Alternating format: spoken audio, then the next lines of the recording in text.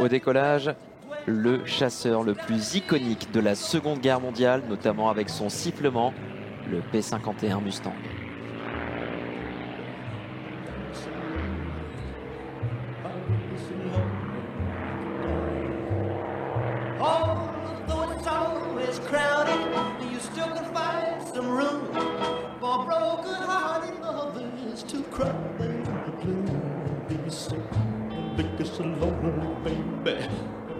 Cet avion n'aurait jamais dû exister et pourtant, il sera une véritable légende de l'aviation, premier chasseur d'escorte à pouvoir emmener les bombardiers et les protéger, même derrière les lignes ennemies, avec des réservoirs de carburant additionnels.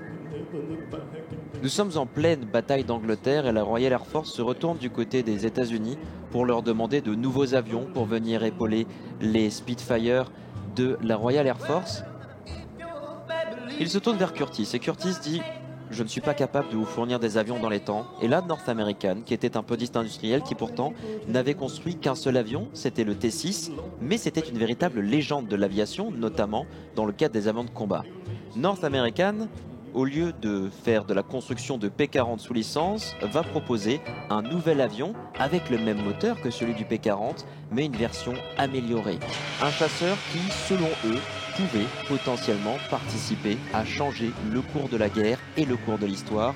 Ce chasseur, vous l'avez devant vous, c'est le P-51 Mustang. Alors que cet avion était véritablement réservé initialement par la Royal Air Force, c'est toute l'US Air Force qui va en profiter dans les différents théâtres d'opération, que ce soit dans le Pacifique, mais également dans la reconquête de l'Europe.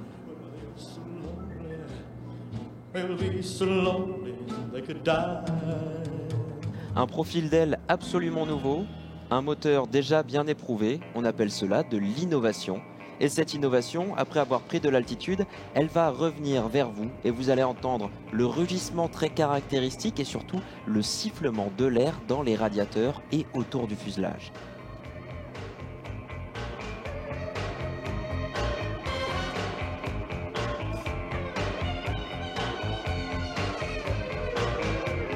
Bien mieux qu'un remplaçant du P-40, c'est une véritable légende qui se présente sur votre gauche.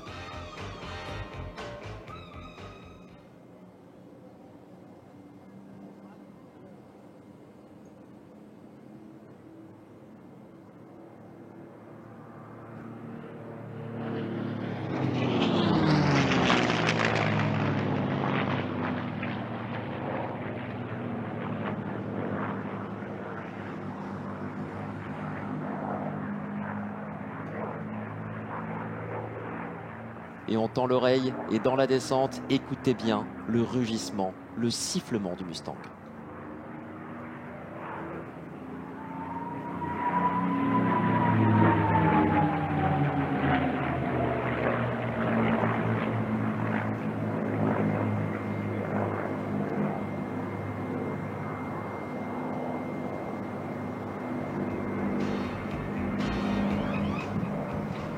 Pour les bombardiers, lorsqu'ils savaient qu'ils allaient être escortés par des Mustangs, c'était un véritable soulagement. Pour la première fois, on le disait tout à l'heure, ces chasseurs pouvaient aller avec les bombardiers derrière les lignes ennemies et ensuite rentrer avec eux jusqu'en Angleterre. Et cela a contribué à la victoire finale. Pour la première fois, lorsque les bombardiers arrivaient au-dessus de l'Allemagne pour aller frapper les usines de production, ils étaient en quantité suffisante pour aller infliger des dégâts absolument massifs. Ça permet de réduire les capacités de production allemandes et donc de réduire le nombre de chasseurs allemands. C'est un cercle vertueux qui permet de gagner la guerre dès 1945.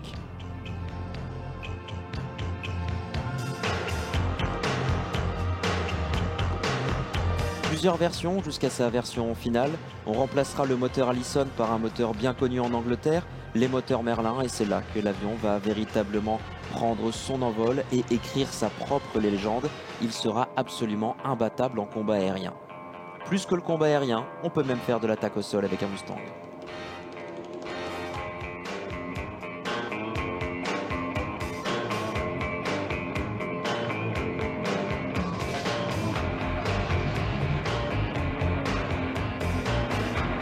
Il s'agit de l'une de ses premières présentations publiques en France. Celui-ci n'est pas un Mustang d'origine, ce n'est plus un P51, c'est un TF51.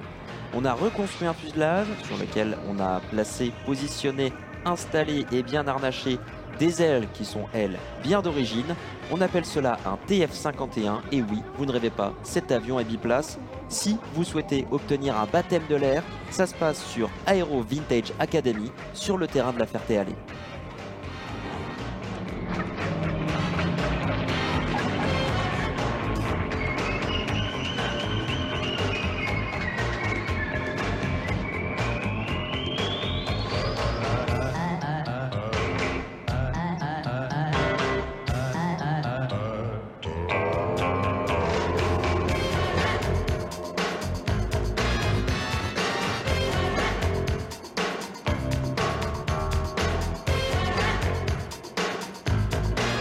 Le fuselage est entièrement neuf et surtout à l'intérieur on retrouve des doubles commandes. Cet avion peut former de nouveaux pilotes de meeting aérien avec notamment la WR Collection.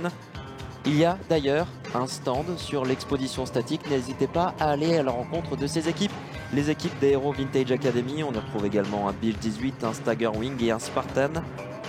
Que des avions iconiques et également des pilotes iconiques au bord aujourd'hui à bord du P51. Un pilote démonstrateur, il a un jour poussé la porte d'un aéroclub et 6 mois plus tard il a acheté son premier avion. Il s'appelle Brice Ohaillon, il est également propriétaire d'un Spitfire et aujourd'hui c'est avec une émotion teintée d'un grand bonheur qu'il nous présentait le TF51 Mustang.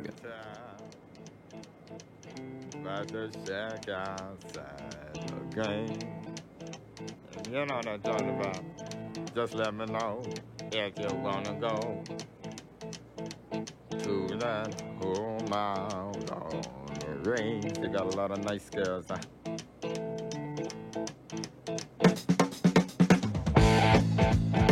I'm racing.